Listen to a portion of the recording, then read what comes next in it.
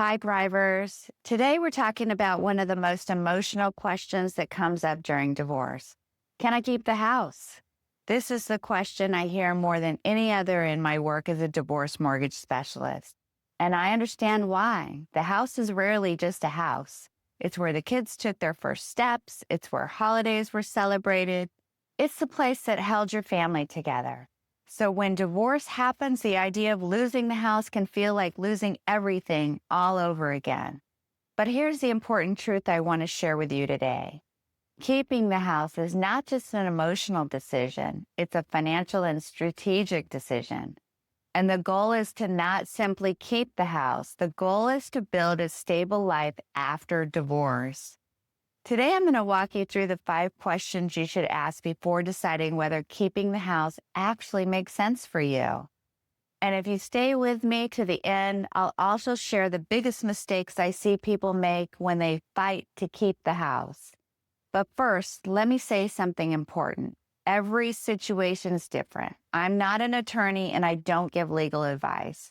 My role is to help people understand how mortgage guidelines intersect with divorce decisions so that when the dust settles, the plan actually works. So, all right, let's start with question number 1. Can you actually qualify for the home on your own?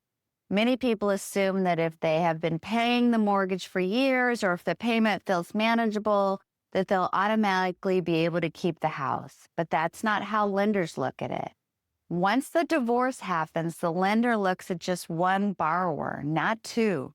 That means the lender is going to evaluate your income, your debt, your credit, your debt-to-income ratio, and sometimes the numbers that worked for the couple don't work the same for just one single borrower. Now, sometimes support income can be used to qualify. That might be spousal support, alimony in some states, or child support. And even there, lenders have specific guidelines about how that income must be structured and documented. This is why I always say that divorce mortgage planning should happen before the divorce settlement is finalized. Because once the agreement is signed, we can't always undo what was written. So the first question is simple but critical. Can you qualify for the mortgage on your own? Now let's move to the second question. What is the true cost of keeping the house? And I say true cost very intentionally because the mortgage payment is only one part of the picture. You also have property taxes, homeowner's insurance, maintenance, utilities, repairs, possibly HOA dues. A really good rule of thumb is that maintenance alone can be about 1 to 2% of the home's value each year. So, if the home's worth $500,000, maintenance could easily average $5,000 to $10,000 annually. When couples are together, these costs are often shared, but after divorce, one person may be responsible for all of it.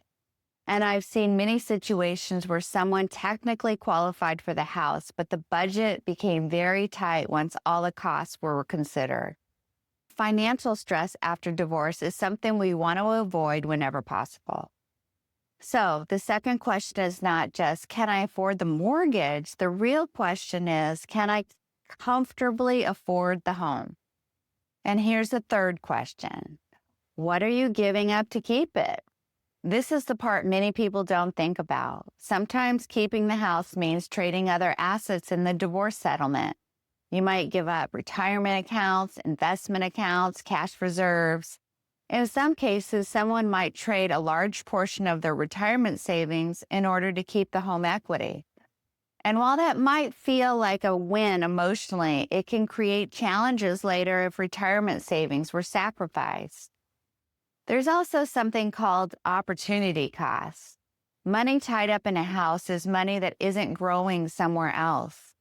Again, there's no right or wrong answer here, but it's important to understand the trade-offs before making that decision. Let's talk about the fourth question. How long do you realistically plan to stay? Timeline matters more than people realize. If someone plans to stay in the house for just a couple of years until the kid finishes school, that might lead to a very different strategy than someone who plans to stay for 15 or 20 years. For shorter timelines, selling might provide more flexibility. For longer timelines, keeping the home could make sense if the payment's sustainable and the home fits your future life. When we look at housing decisions, we want to think beyond the next 6 months. We want to think about the next 5 years, 10 years, or 15 years. Now, here's the fifth question. And this one is kind of personal. Is this decision coming from stability or from fear? Divorce can make people feel like so many things are being taken away all at once. The relationship is changing, the household structure is changing, sometimes financial roles are changing. And in that moment, the house can feel like the one thing that represents stability. But sometimes the healthiest decision isn't holding on to the past. Sometimes selling the home creates new possibilities. Less financial pressure, more flexibility, a fresh start. For some families, selling the house allows both people to move forward in a healthier way. And for others, keeping the home truly does provide stability and continuity for the children. Both outcomes can be good outcomes. What matters most is that the decision is made thoughtfully, not reactively. Now, I promised earlier that I would share the biggest mistake I see people make with a house during divorce. So here it is. People often decide emotionally first and run the numbers later. But when divorce and real estate intersect, the numbers should come first. Because the last thing anyone wants to do is finalize a divorce settlement only to discover later that the mortgage plan doesn't work. This is why early planning matters so much. When we look at the numbers early, it opens up options, and options creates better outcomes. Before we wrap up, I want to leave you with one thought. The question isn't simply, can I keep the house? The better question is, does keeping the house support the life I'm building next? If the answer is yes, wonderful. We make a plan.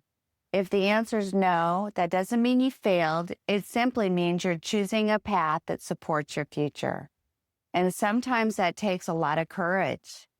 If this topic resonates with you, I've created a free divorce housing clarity quiz that can help you start thinking through your options. I'll include the link below. And if you found this helpful, please subscribe to the channel so you don't miss the upcoming videos in the series, where we're going to talk about things like using support income to qualify, equity buyouts, and mortgage assumptions. Thanks so much for watching and subscribing, and I look forward to connecting with you soon.